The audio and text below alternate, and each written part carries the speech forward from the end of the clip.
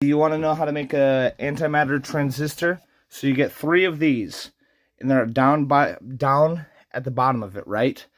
And then you make a mass force with positively charged ions in this, and this would have to gyrate in a tube capsule that goes sideways, and it would gyrate like this, but it would control the flow with the ion or the antimatter in a transistor, and it would be with the repelling force of the piezoelectric effect in the antimatter, and that's a transistor for the antimatter ions. That's how you make transistors for it, and that's antimatter electricity computing, because these are also diodes.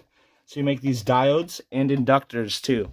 So they induct the force or flow of antimatter, and these other transistors and devices are real, and I have designs for them, and I have more concepts to be working on them, like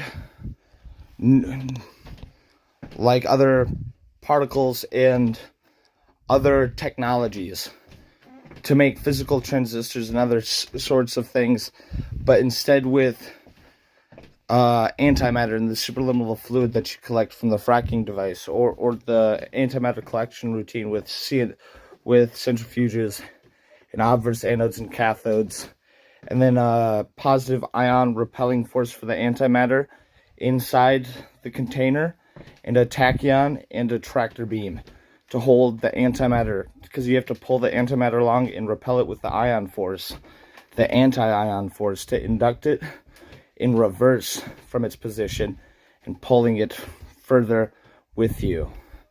So I have other concepts like those concepts that I've been making that will come out to be actual, like, big devices for the anti-materialistic sciences and technologies. But what I'm saying is, that's a transistor right there. It'd be like a big breakthrough, like the computer, you know what I mean? I just made one. Also, the antimatter collector method and routine, how you do that, that'd be pretty easy. But what I'm saying is, all those little components, these little components and things like that, are real for antimatter, like gamma, zeta, beta, alpha, background EMF, and the ions.